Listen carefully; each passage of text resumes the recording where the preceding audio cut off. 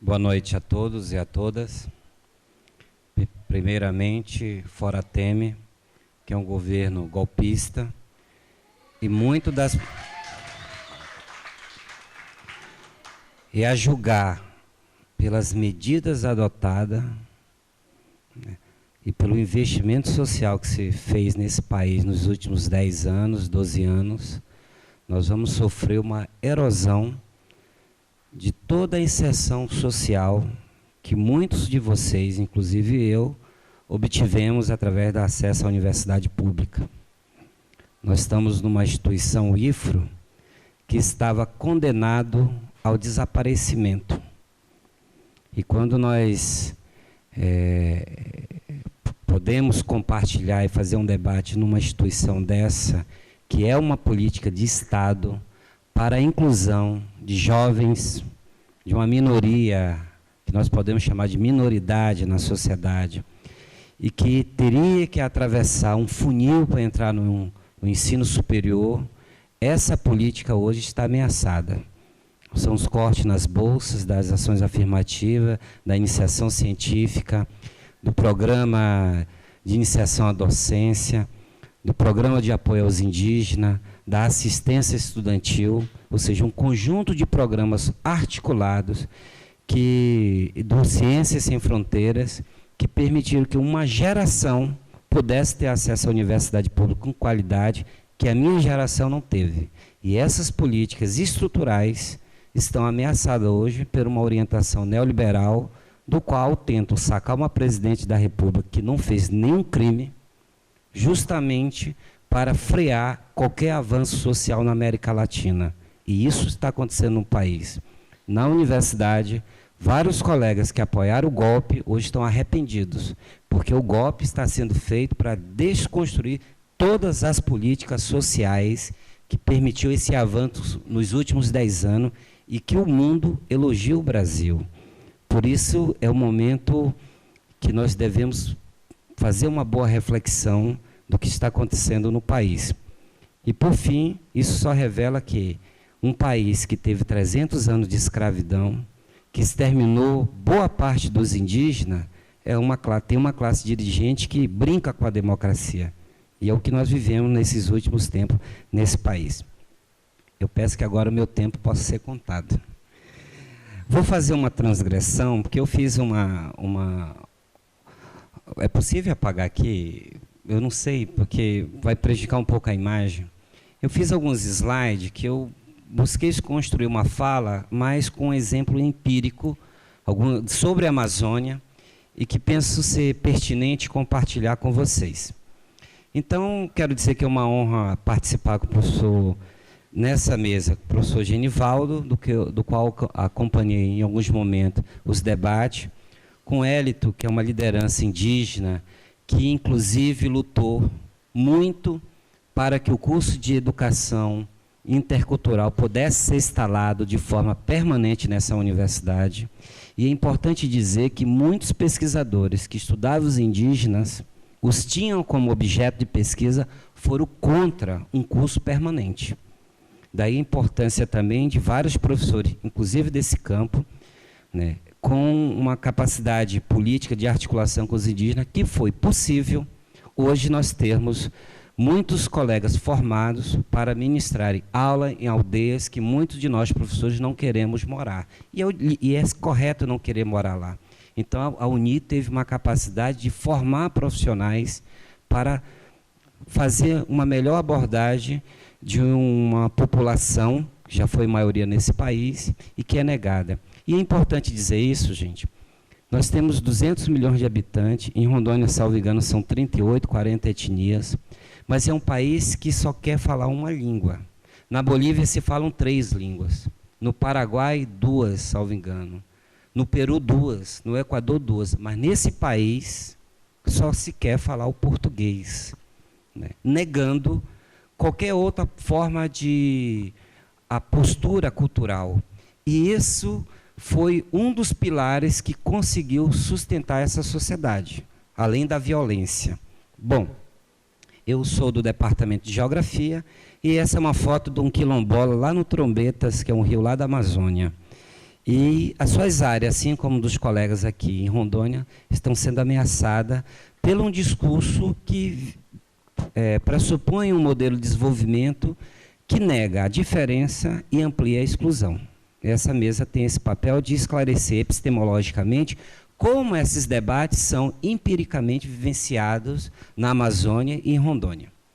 Por gentileza, Cristóvão, o professor Genivaldo abordou várias questões, eu não sei se é possível todos verem, mas o que é importante colocarmos aqui, a proposta, a discussão com sociólogos, economistas, cientistas políticos, que propõem fazer uma crítica à modernidade e o seu par, a sua consequência, que é a colonialidade, né, é uma construção epistemológica que nos permita pensar o mundo a partir das experiências, das histórias locais, das histórias regionais, das suas diversas geografias que possam construir uma outra interpretação do mundo. E, normalmente, a partir de uma visão europeia, que estabelece o que é moderno, o que é atrasado, o que é cultura e o que são bárbaros, esse pensamento que molda o mundo permeia, inclusive, hoje nas universidades brasileiras. É interessante que no grupo que forma a modernidade e colonialidade, há vários professores, do qual o Genivaldo falou, da América Latina, mas no grupo original não há nenhum brasileiro. E por que isso? Porque o Brasil é muito fechado para a América Latina. Nós temos um pensamento do colonizado. A classe média quer ir para a Europa e para os Estados Unidos. Ninguém quer conhecer a Bolívia, o Peru, essa história riquíssima do Chile, dos Mapuches do Chile, que expressa toda essa dinâmica social, histórica, espacial da América Latina. Nossas universidades estão voltadas muito para a Europa. Então, nós temos aqui no Brasil um colonialismo do saber mesmo, né?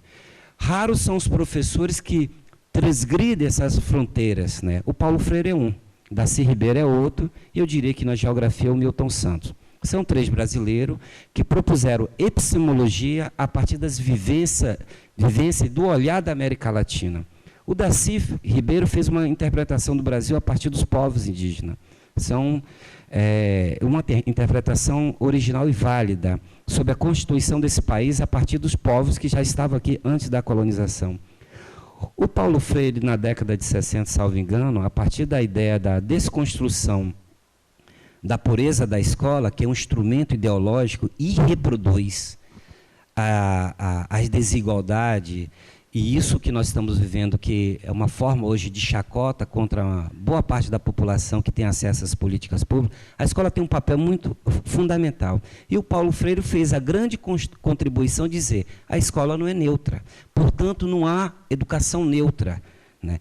Então a proposta da escola sem partido, que é uma escola da mordaça, é que para os professores não se negue ou não possa discutir que esse país teve 300 anos de escravidão, que fez o massacre dos indígenas, que é um dos países mais violentos contra as mulheres, contra os homossexuais, e esses problemas sociais não podem ser abordados nas escolas de forma crítica. Essa é a proposta da escola sem partido, que é uma proposta de adestramento de uma geração, que são os jovens, e de perseguição de professores, que inclusive atinge a universidade. Esse é um perigo, né, do que está acontecendo no país e que tem relação com o que a gente chama academicamente de produção epistemológica. Então, o debate sobre modernidade do grupo que faz, uma das questões é tensionar a questão do poder, das relações políticas, do saber, que é uma dimensão epistemológica, e do ser, que são as condições das pessoas. Eu observei nos últimos anos, vou dar um exemplo dos negros, das meninas negras. A minha geração, quando eu era mais novo, eu tenho 42 anos, muitas garotas não se aceitavam como negro e como cabelo enrolado, né? Foi preciso o governo fazer uma política de ação afirmativa, e aí nós começamos a ver propaganda de negros na função de gerente, de engenheiro, de médico, de professor, no Banco do Brasil, na Caixa Econômica, aceitando como tal. Então, hoje, nós podemos ver muitas mulheres com cabelo que a gente chama enrolado, amplo, que há 20 anos essas pessoas estariam, por exemplo, no setor de psicólogo e psiquiatria, porque teria que ser tratado, porque não se aceita. E não se aceita por quê? Porque nós temos uma mídia que tem que dizer como é que tem que ser o corpo, a cor, a raça. E isso é um modelo europeu que invade em todos os cantos. Eu dou um dado para vocês. Em Seul, uma das economias que mais cresce são as plásticas. As mulheres orientais, elas têm os rostos largos, é da genética. Pois o setor que mais cresce no setor de plástica é o afinamento do rosto, que é um modelo europeu que está sendo expandido no mundo. E isso é uma forma de colonialidade, inclusive do ser, porque invade os corpos, né? E isso deve ser tratado como política pública. Isso tem sido feito, um dos exemplos, no Brasil. Outra questão é a problematização de um fenômeno pouco discutido e negado, por exemplo, no Congresso Nacional pelo setor mais conservador, do feminicídio. Ou seja, os parlamentares mais conservadores negam nesse país que é um processo sistemático de violência, de todas as formas de violência contra a mulher, né? Então, esse debate tem que ser feito na escola e na universidade. Mas também isso é uma forma do patriarcado, que é uma forma de dominação. Então, o debate sobre a colonialidade não é só epistemológico, o qual deve ser também, mas também permeia o campo político e, sobretudo, o campo do cotidiano, né? Sobretudo nas questões das diferenças, que são os povos que muito presentes na Amazônia, os ribeirinhos, os indígenas, os quilombolas e as outras formas de trabalhos no espaço rural que são sistematicamente negadas pelo modelo predominante de relação com a natureza. Olha em Porto Velho como isso é interessante. A propaganda da hidrelétrica de Samuel para aumentar a cota, só falta dizer que isso os peixes estão solicitando. Impressionante. Mas eles negam sistematicamente que houve um processo de desterritorialização de populações amazônicas que são extrativistas, que vivem da pesca, que vivem do rio, e que elas foram praticamente varridas no mapa. Essas populações do Alto Madeira, de Porto Velho a Abunã, tiveram todas elas que ser realocadas, é o termo técnico. Na verdade, elas foram desterritorializadas. Agora, se nós na universidade não problematizarmos isso, não é o governo, nem as empresas que vão fazer isso. Por isso que fazer ciência também é uma postura política crítica. Esse é um desafio. Bom, continuemos.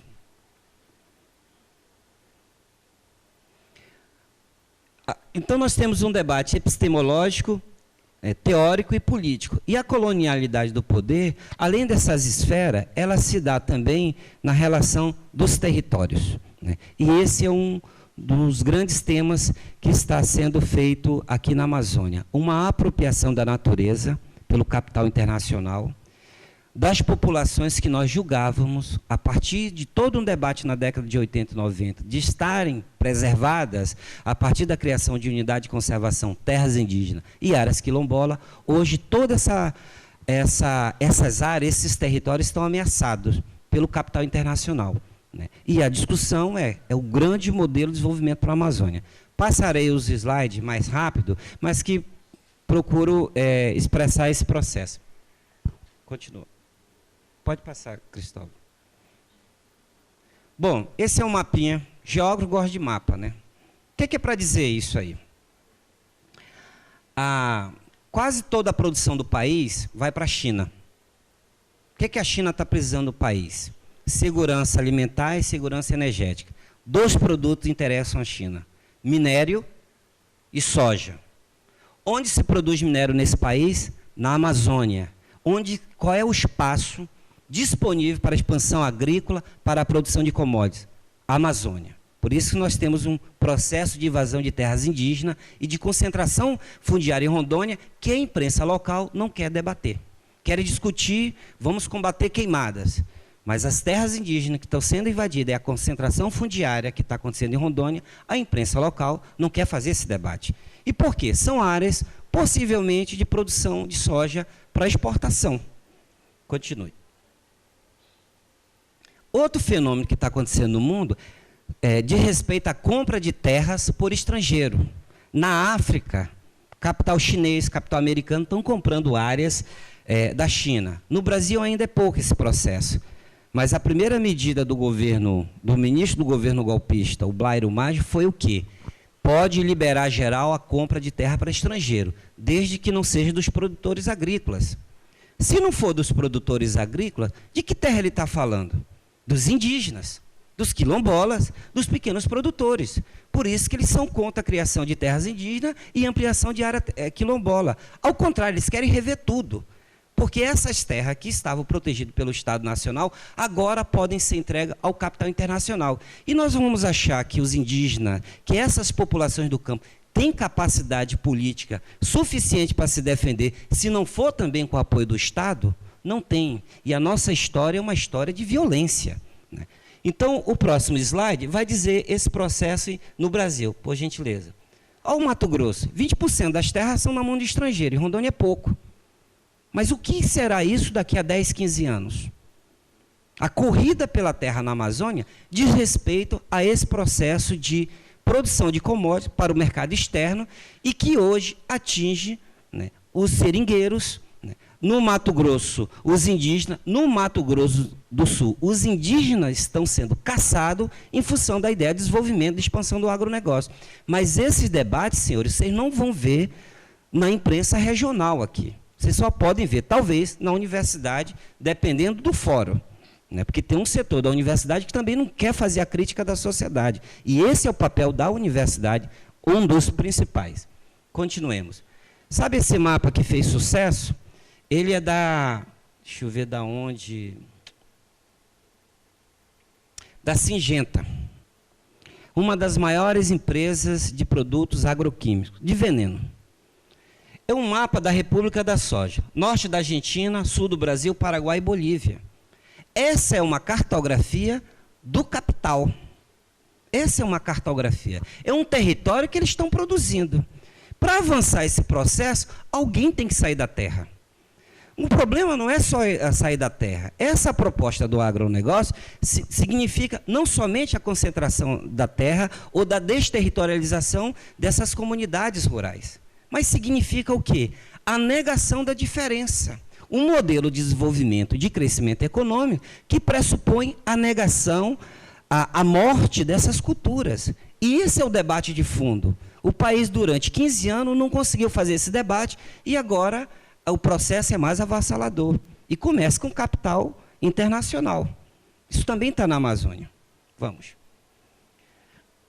Uma das entidades do agronegócio disse isso aí num portal dele. Entidade rural quer liberação irrestrita na venda de terra para estrangeiro.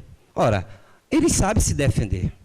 Agora, um produtor familiar tem condições de fazer isso? A pressão é muito grande. E os lugares que mais o preço da terra subiu, e que são as áreas que mais há migração do campo para a cidade, o eixo da BR em Rondônia, o oeste do Pará, Santarém e Belterra.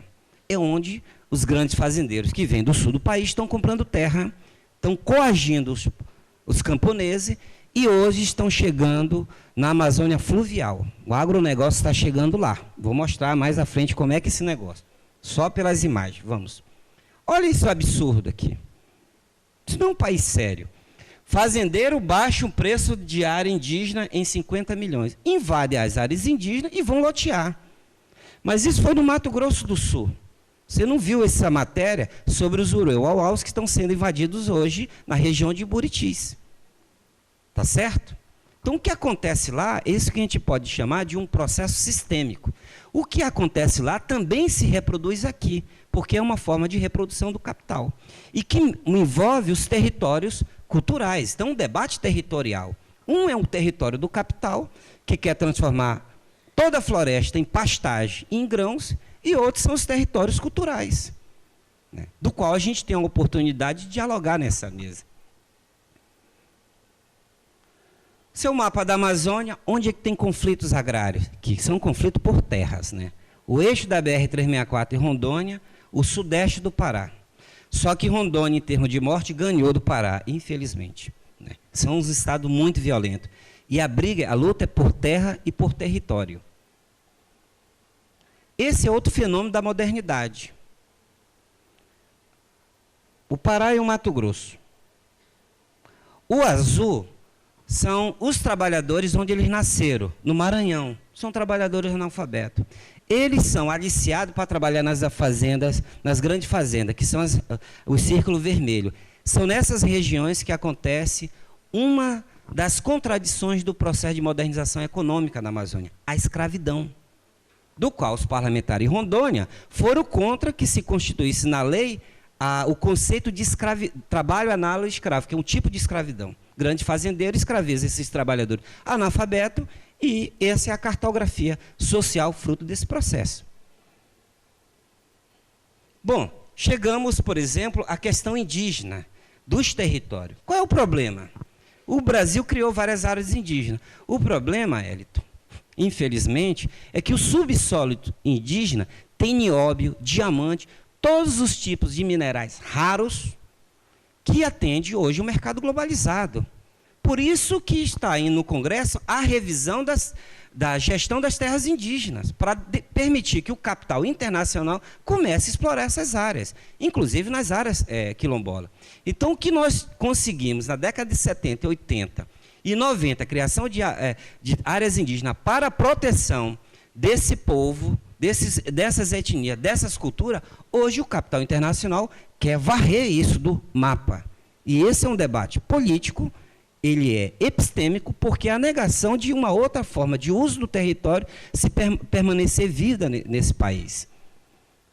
Então, a mineração em terra indígena constitui hoje uma ameaça global. O que eu quero dizer? Hoje os indígenas e quilombolas, os pequenos produtores, não estão mais brigando com o fazendeiro. São com as grandes empresas. Esse é o debate de fundo na Amazônia, que tem um rebatimento no Congresso Nacional. Continue.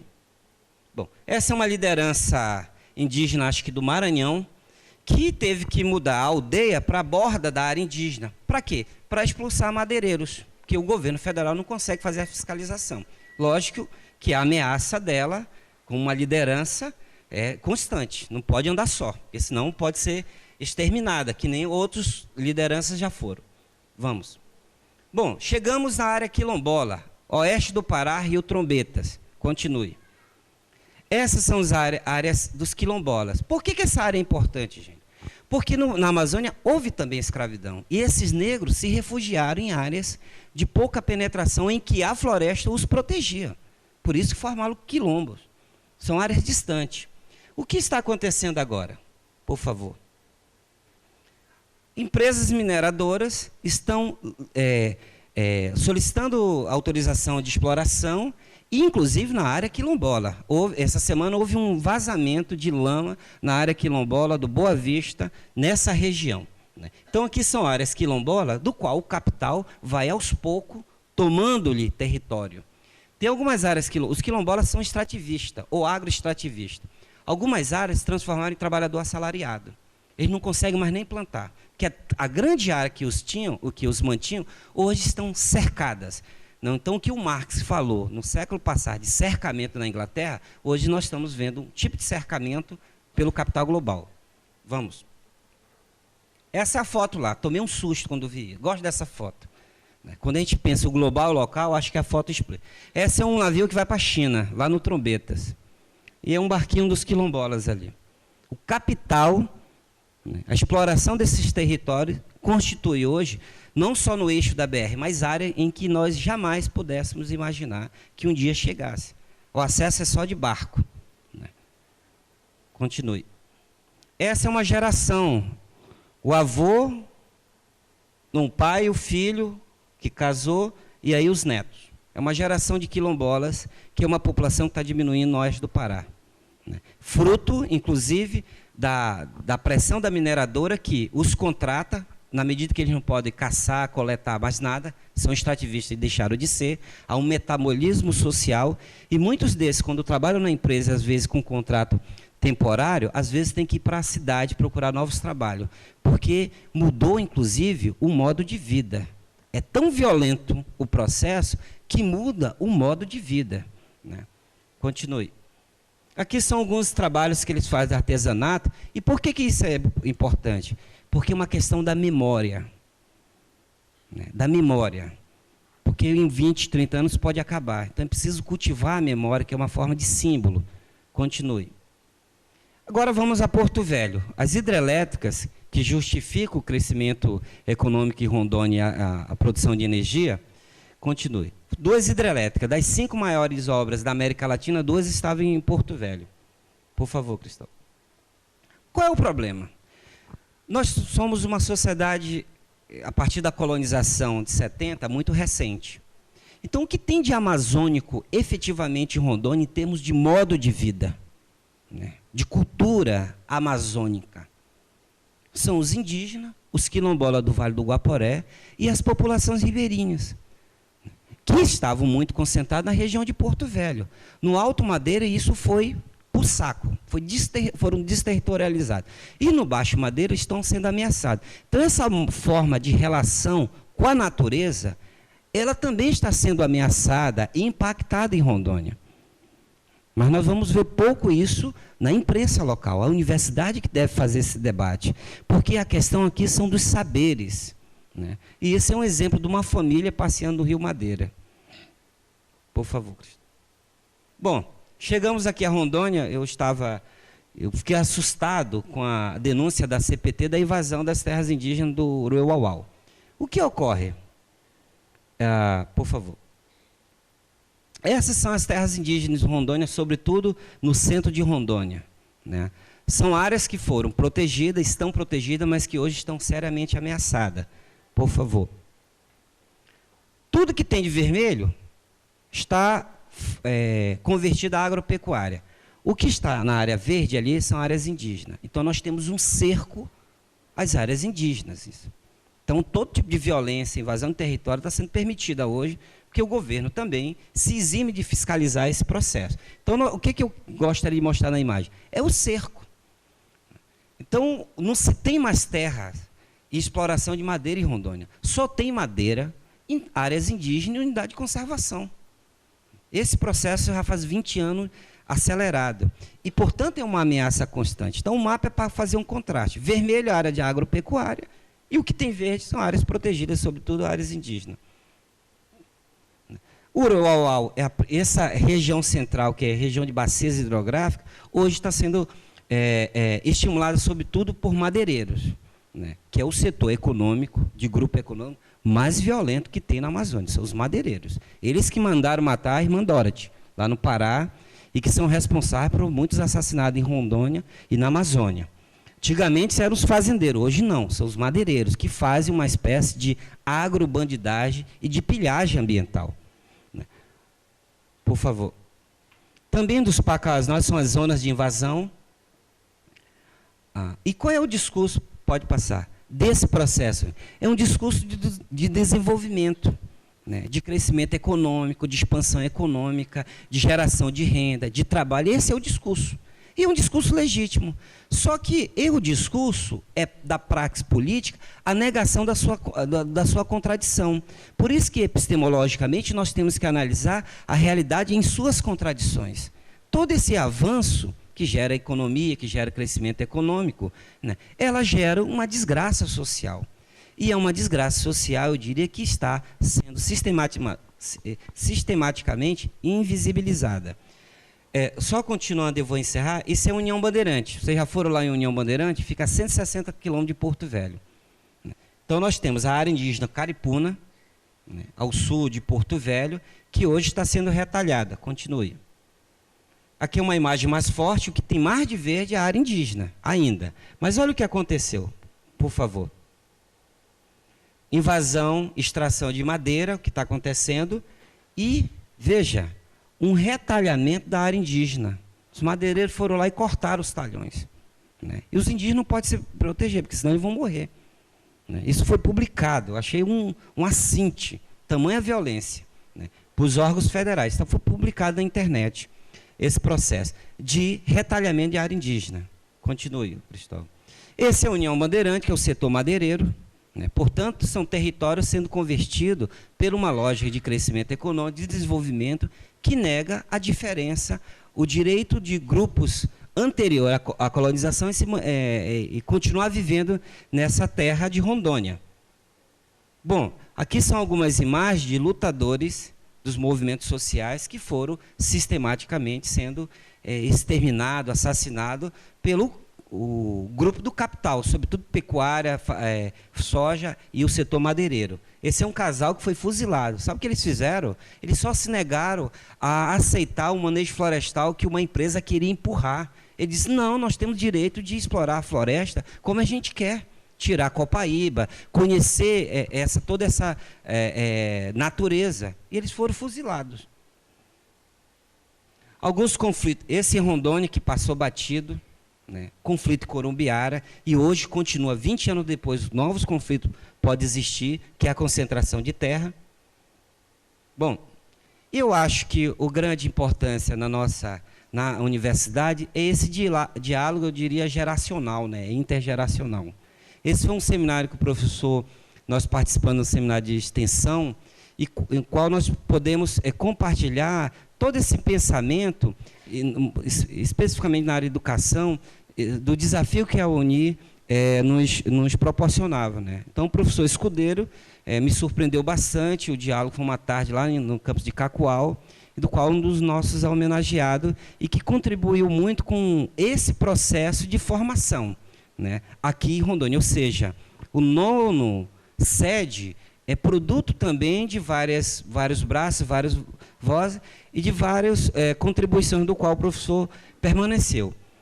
Eu espero, nesse caso, também dialogar com nossos estudantes. São 2 estudantes do PIBIC e do mestrado em Geografia, que mais em Porto Velho, mais fixo lá em Porto Velho, que a gente busca discutir esse processo de uma crítica à forma como o território é utilizado em Rondônia, na Amazônia, né, e quais os grupos sociais, os grupos